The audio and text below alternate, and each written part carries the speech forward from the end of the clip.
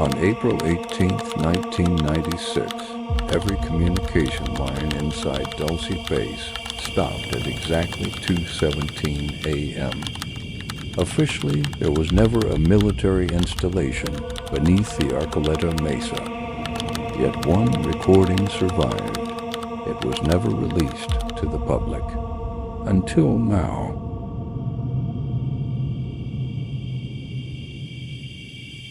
On April 18, 1996, every communication line connected to the lower maintenance sector beneath Arcoleta Mesa stopped at exactly 2:17 a.m. Emergency generators remained online. Security systems never failed.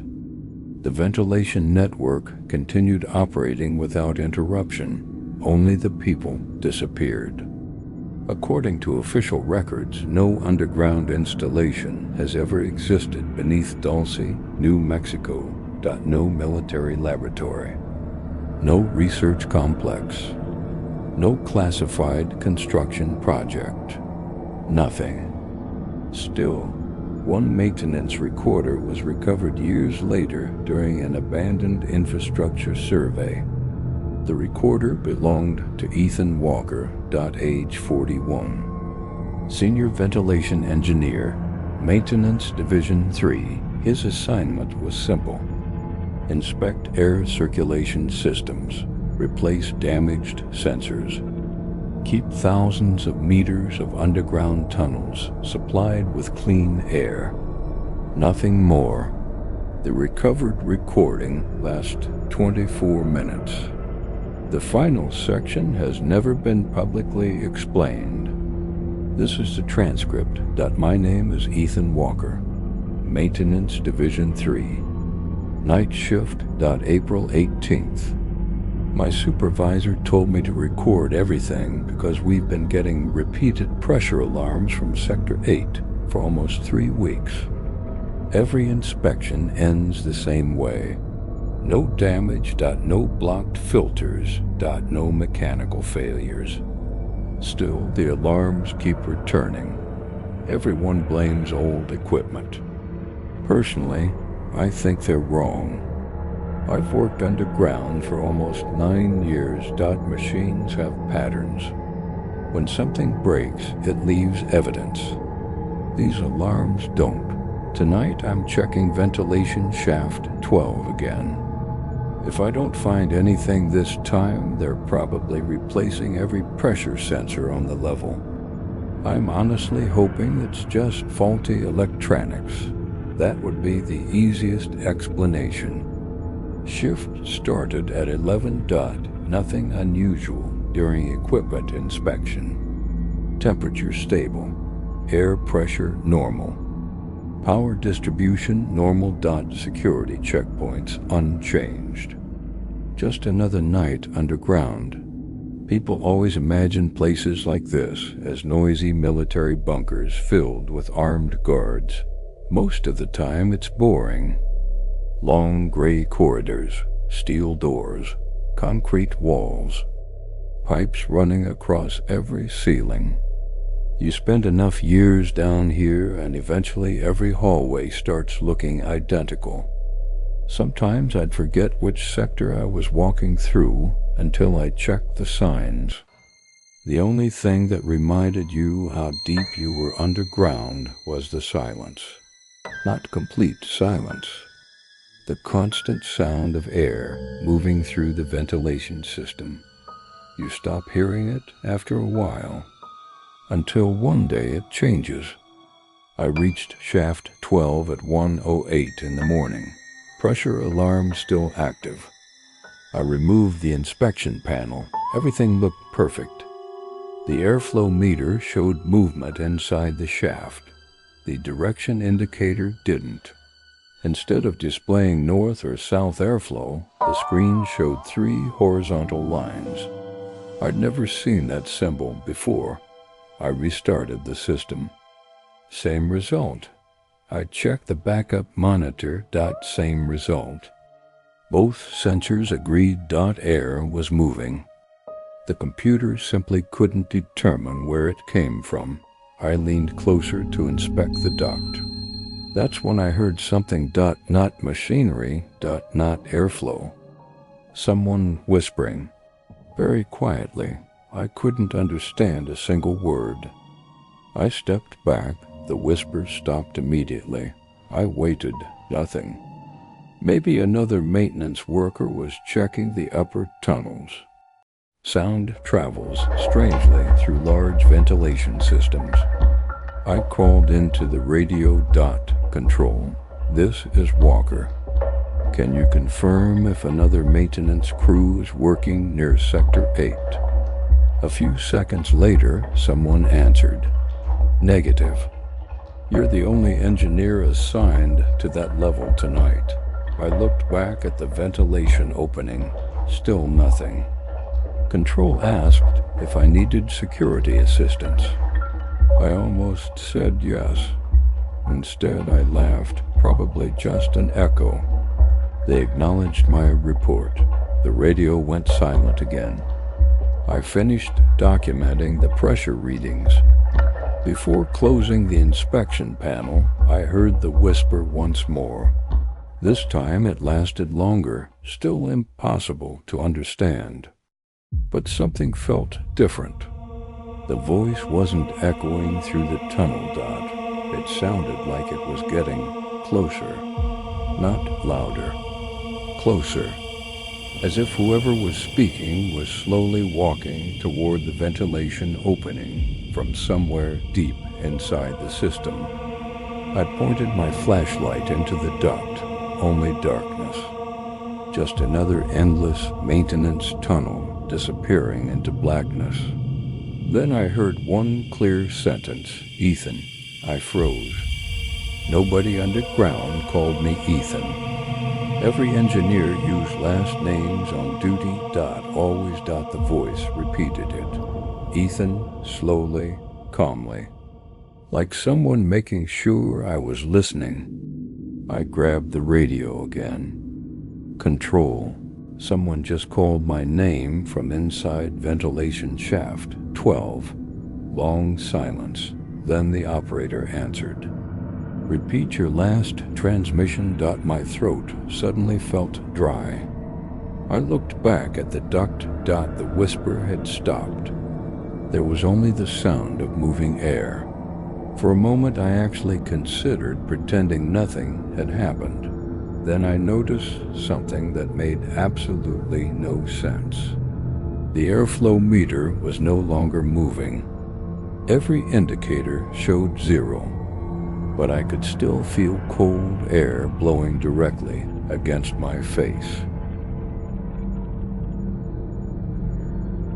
Control asked me to remain where I was. They said someone from technical supervision would arrive within 10 minutes. Nobody came. I checked my watch twice. 11 minutes. Then 15. The corridor remained empty. I called control again. No response. The radio produced only static. I switched to the emergency channel. Nothing. That had never happened before. Every level had backup communication, even during power failures. I started walking toward Junction 7, where the nearest communication terminal was located. Halfway there, every ceiling light flickered once.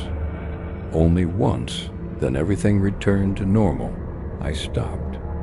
The ventilation sound had changed. For years it had been one continuous hum. Now it pulsed, almost like breathing. Slow. Steady. Inhale. Exhale. I told myself it was only changing air pressure, nothing more. The logical explanation always comes first. That is how engineers survive. At Junction 7, I found the communication terminal. The display was still powered. No connection. Every network indicator showed offline. That was impossible. Independent communication lines could not fail at the same time. Someone would have had to disconnect every system manually. While I was checking the terminal, I heard footsteps behind me. I turned immediately. No one. The hallway stretched almost 200 feet in both directions. Empty. I looked at the polished concrete floor. There were footprints. Mine. Only mine. I kept walking. Another maintenance station was located 2 levels below. The access staircase was old, much older than the rest of the facility. The concrete looked different. The walls were rough. Construction markings had faded decades ago. Someone had painted over them several times, yet strange symbols still showed through the gray paint. Not letters, not numbers. Something else. I reached the lower platform. The temperature dropped instantly. My flashlight suddenly dimmed. Battery level still showed full. I replaced it anyway. No change. The beam refused to illuminate more than a few feet ahead. That's when I heard the voice again, clearer this time. Ethan.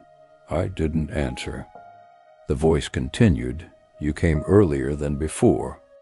I felt every muscle in my body tighten.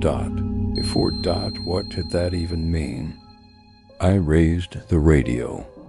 Control. If anyone can hear this, I have an unidentified individual somewhere inside the ventilation system. Again. Only static. The voice spoke once more. They can't hear you anymore. I backed away from the ventilation shaft. Every instinct told me to leave. Instead, I looked inside. There was nothing. No face. No movement. Only darkness. Then something impossible happened. The ventilation fans stopped. Completely. The blades were no longer moving. Yet cold air continued flowing through the duct exactly as before. I reached toward the opening. The air wasn't coming from inside. It was coming toward the shaft, as if the tunnel itself was pulling the entire corridor inward. I quickly stepped back. A metallic clang echoed somewhere deep below. One impact. Then another. Getting closer. Slow. Heavy, like someone striking steel pipes with a hammer. I turned off my flashlight. The sound stopped instantly. I turned it back on. The impacts returned. 1. 2. 3. Always matching the light. I tested it 5 times.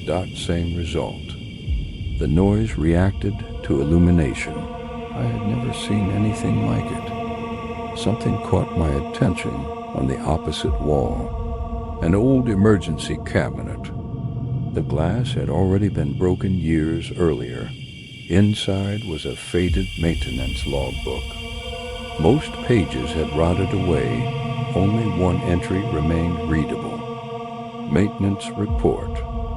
Ventilation shaft 12. Technician. Michael Hayes. Date. April 18th. 1991. Exactly 5 years before my shift. Final note. If the voice knows your name, do not answer it. Nothing else. No signature. No explanation. The remaining pages had been torn out. A chill ran through me. 5 years. Same date. Same shaft. Same warning. I wasn't the first engineer sent here. I was simply the next one. At that exact moment, my radio came back to life. Ethan. It wasn't controlled. It wasn't static. It was my own voice, perfectly clear, perfectly calm. Ethan. Don't go to level 9. My heart stopped. I had never recorded those words. I had never spoken them, yet I was listening to myself. The transmission continued. You still have time. Then silence. The display showed no incoming signal. No frequency. No source. Only a blank screen. For the first time in 9 years underground, I wanted to leave the facility. Immediately, then the emergency alarm activated. Not the evacuation alarm, not the fire alarm, a system I had never heard before. One long tone echoed through every corridor. A cold mechanical voice followed. Access to level 9 has been authorized. I had never requested access to level 9. No one on my shift even had clearance for it. Then, somewhere deep below me, a massive steel door began to open.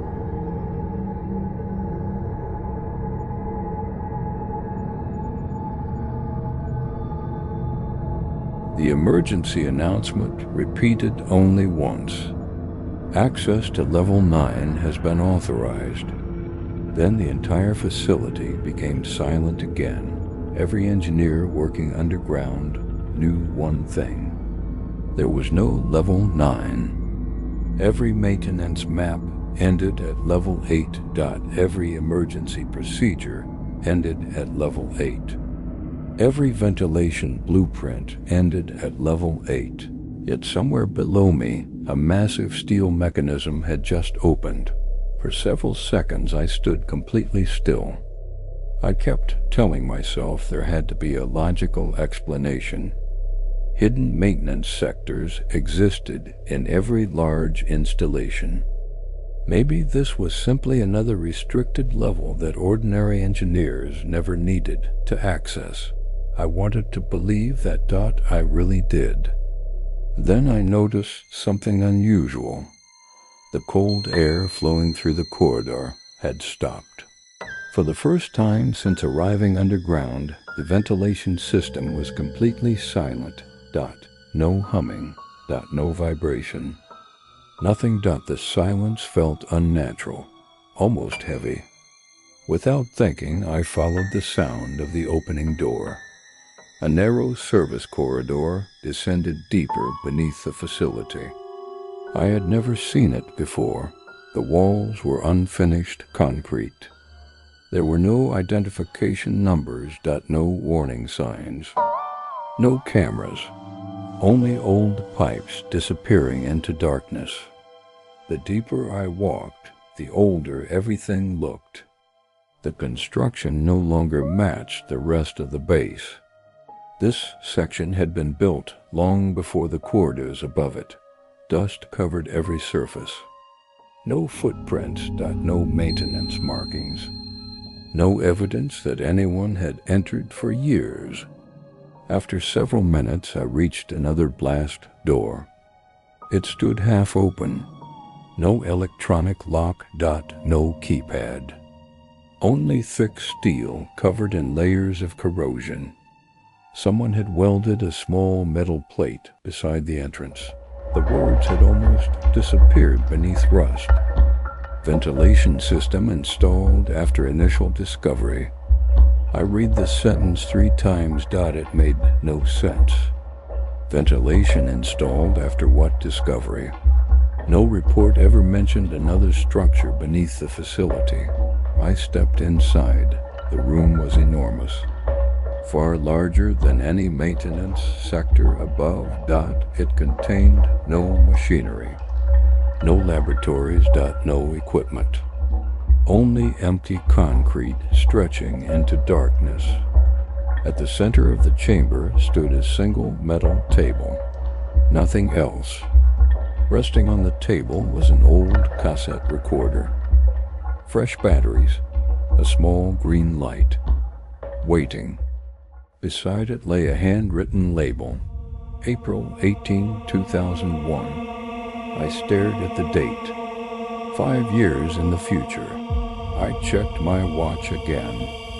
April 18th, 1996. Someone had made a mistake, or someone wanted me to believe the impossible. I pressed play. The tape began immediately. The voice belonged to me. There was no doubt. Same breathing. Same accent.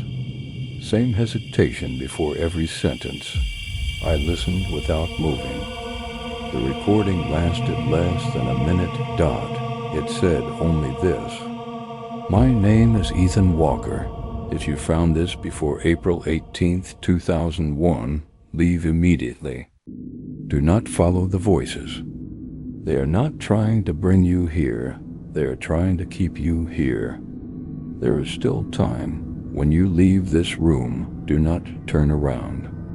The recording ended. The room became silent again. I backed away from the table. Every instinct told me to run. I reached the doorway. One step, then another. Behind me, I heard footsteps. Slow. Measured. Exactly matching my own pace. I remembered the final instruction. Do not turn around. I kept walking. The footsteps continued. Closer. Every few seconds they stopped when I stopped. They moved when I moved, as though someone stood only a few feet behind me. The corridor ahead suddenly seemed much longer than before. The blast door I had entered through was no longer visible, only darkness. I increased my pace. The footsteps did the same. Then the ventilation system started again. The familiar sound of moving air returned. A whisper traveled through the ducts. This time I understood every word. "You finally came back. Back. Not here. Back."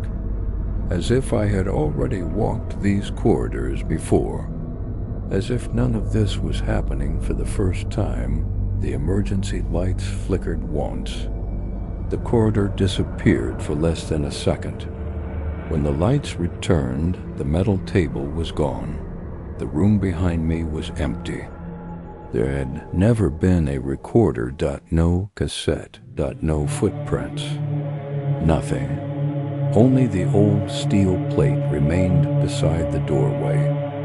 I looked at it one last time. The final line had not been there before. It now read, "Ventilation system installed after initial discovery. Subject never recovered. No name. No date." No explanation. The only maintenance recorder ever recovered from that shift was found 6 months later near ventilation shaft 12. There was no sign of Ethan Walker. No evidence that he had ever reached level 9. No official record describing the chamber beneath the facility has ever been released. The maintenance maps remain unchanged. They still end at level 8. And according to every public statement ever made, there has never been anything beneath Dulce Base.